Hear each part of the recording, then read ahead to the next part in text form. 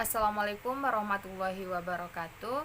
Perkenalkan, nama saya Latifah Aini, NIM 19002125 dari jurusan Administrasi Pendidikan Universitas Negeri Padang. Baiklah, pada kesempatan kali ini saya akan menyampaikan hasil analisis tentang materi etika bisnis dalam berwirausaha pada mata kuliah kewirausahaan administrasi pendidikan. Nah, pada dasarnya kita ketahui bahwa etika moral itu merupakan dasar dan pedoman dalam menjalankan kehidupan sebagai manusia yang memiliki kode etik. Nah, apapun yang ada dalam kehidupan ini pasti memiliki kode etik. Begitu juga dengan berwirausaha, juga memiliki kode etik yang mengatur kegiatan dalam berwirausaha. Dalam berwirausaha ada aturan moral dan aturan kode etik yang tertulis maupun yang tidak tertulis yang harus kita patuhi. Namun pada zaman sekarang ini sudah banyak orang yang menganggap bahwa etika itu sudah tidak penting. Seiring berjalannya waktu, semakin menipisnya orang melakukan hal-hal yang baik, dan berbuat kebaikan itu merupakan hal yang banyak dilakukan, dan melanggar aturan itu dianggap sebuah kesenangan. Hal tersebut bukanlah suatu perbuatan yang baik yang akan menyebabkan masalah atau kesenjangan dalam kegiatan berwirausaha. Selanjutnya kita lihat etika berwirausaha. Etika berwirausaha adalah suatu usaha yang dilakukan dengan kode etik atau aturan-aturan norma yang berlaku dalam suatu masyarakat ketika kita ingin melakukan suatu bisnis di wilayah manapun. Nah, maka kita memiliki wajiban untuk mengikuti aturan moral yang ada di wilayah tersebut. Kita harus menyesuaikan diri dengan aturan-aturan yang ada di wilayah tersebut. Nah, etika atau norma itu sendiri digunakan agar para pengusaha agar tidak melanggar aturan-aturan yang telah ditetapkan, sehingga ada kenyamanan, ketentraman, dan memiliki hubungan baik dengan pengusaha-pengusaha yang lain. Nah, hal ini dapat memberikan kenyamanan dalam proses kegiatan berbisnis. Secara etimologi, etika ini berasal dari bahasa Prancis, yaitu etiquette, yang berarti kartu undangan. Di sini dapat kita analisis hubungan atau keterkaitan antara etika dan kartu undangan ini. Sebenarnya ini berasal dari filosofi orang Prancis pada masa kerajaan yang sering mengundang tamu ke kerajaan dengan menggunakan kartu undangan. Nah, dalam kartu undangan ini terdapat persyaratan dan ketentuan ketika menghadiri acara tersebut, seperti jadwal, dress code, atau ketentuan-ketentuan yang lainnya. Yang tamu ini harus mengikuti persyaratan tersebut untuk dapat mengikuti acara yang ada di kerajaan tersebut. Nah, filosofi inilah yang berakar menjadi etika atau aturan. Kalau dari arti lebih luas, etika adalah tata cara atau hubungan dengan manusia lain. Etika sering dianggap sebagai tindakan mengatur perilaku dan tingkah laku dalam berbisnis ataupun berwirausaha. Etika dalam berperilaku perlu diatur agar tidak melanggar norma-norma ataupun kebiasaan yang berlaku di masyarakat itu. Kita sebagai pebisnis nantinya, terlebih lagi bagi kita yang baru dalam membangun usaha, harus tahu etika bisnis yang ada pada suatu tempat tersebut. Kita dapat menerima informasi dari berbagai sumber. Kita harus banyak-banyak bertanya untuk mengetahui norma-norma yang ada dalam daerah tersebut. Nah, sekarang kita lihat bagaimana etika atau norma dalam berwirausaha atau berbisnis.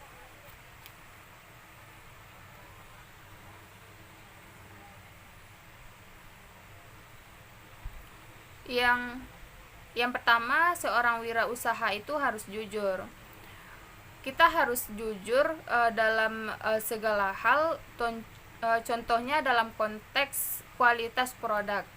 Jangan sampai-sampai kita dalam mempromosikan produk mengatakan bahwa produk kita yang miliki tersebut memiliki kualitas yang sangat baik, tetapi sebenarnya pada kenyataannya tidak sesuai dengan ekspektasi bahwa produk tersebut memiliki kualitas yang baik yang seperti kita jelaskan.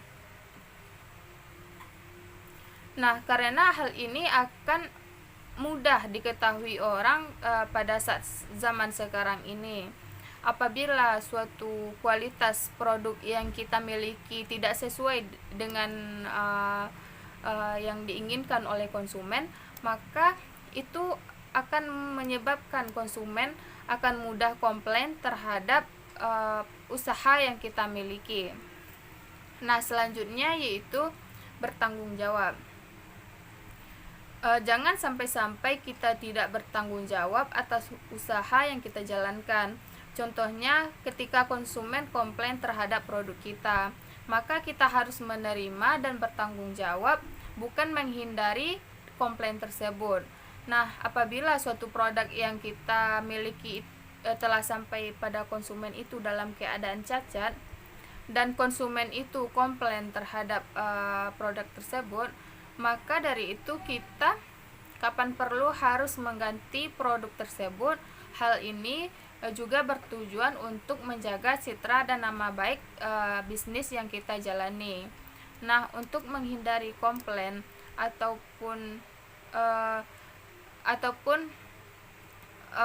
kita harus mudah menjawab komplain tersebut, kita perlu mendesain semacam deskripsi produk dan ketentuan dari toko yang kita miliki.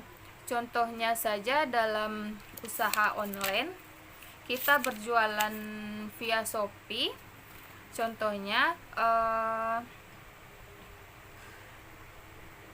kita tuliskan di lapak kita tersebut seperti sebelum check out mohon dibaca keterangan size dan ukuran di bawah ini ya Kak. Bahannya ini size dengan size XL dengan LD sekian, PB sekian, size L dengan LD sekian dengan PB sekian. Nah, pilihan warna terdiri dari hitam, putih, merah, dan lain sebagainya. Nah, mohon untuk tidak pesan warna via chat untuk menghindari kesalahan pengiriman, dan pilihlah warna sesuai dengan variasi yang telah disediakan.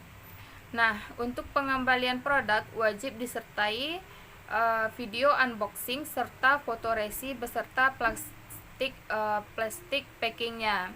Jika tidak, maka komplain tidak dilayani atau ditolak. Nah, jika keterangan tersebut sudah tercantum, maka itu akan mengurangi komplain bagi konsumen. Nah, walaupun komplain itu terjadi, maka kita bisa menjawab atau menangani komplain tersebut dengan mudah.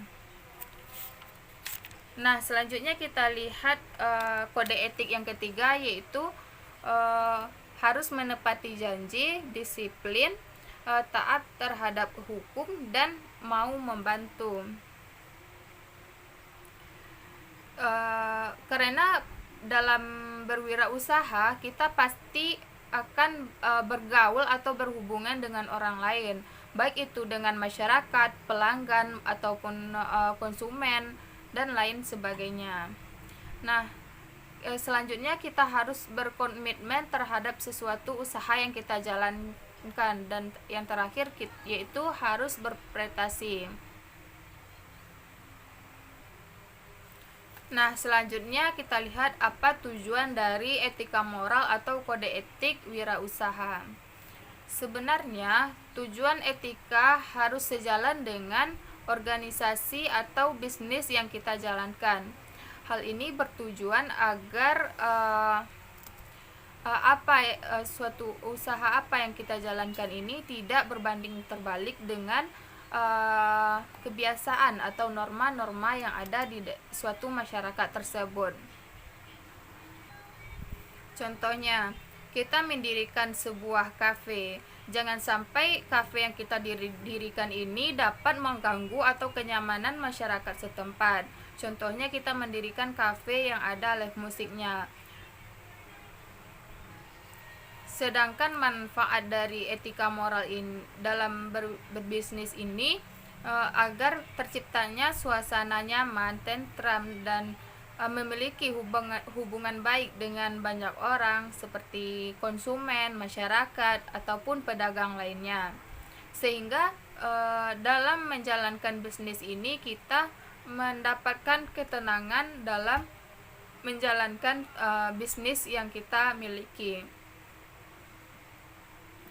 Nah, apabila kita telah menjalankan suatu usaha dengan kode etik tersebut, maka kita bisa dikatakan seorang wirausaha yang berhasil.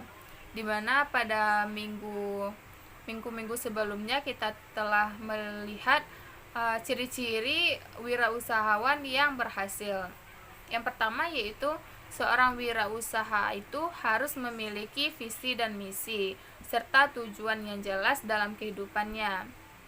Orang yang betul-betul memiliki pandangan, cita-cita, punya visi dan misi dan tujuan yang jelas, dia akan memikirkan bagaimana jalannya bisnis ini untuk 5 tahun bahkan 10 tahun ke depannya.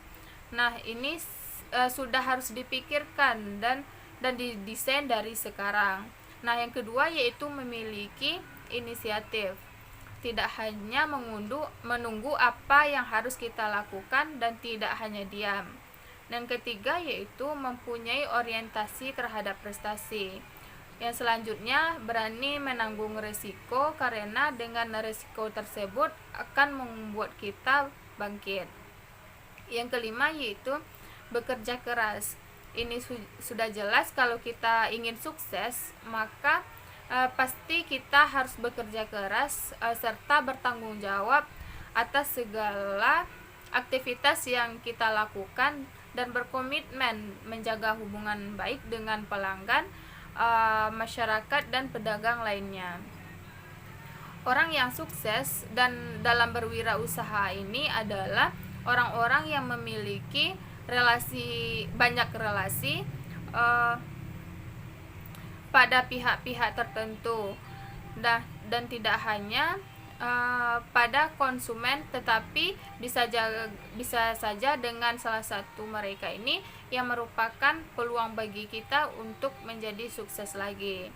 Nah, apabila seorang wirausaha tersebut telah menetapkan menjalankan bisnisnya sesuai kode etik yang berlaku di masyarakat tersebut, maka wirausaha tersebut akan memiliki ketenangan atau kenyamanan dalam menjalankan bisnisnya. Mungkin itu saja hasil analisis yang dapat saya sampaikan. Mohon maaf atas segala kesalahan baik kata maupun materi yang saya sampaikan. Terima kasih atas perhatiannya. Assalamualaikum warahmatullahi wabarakatuh.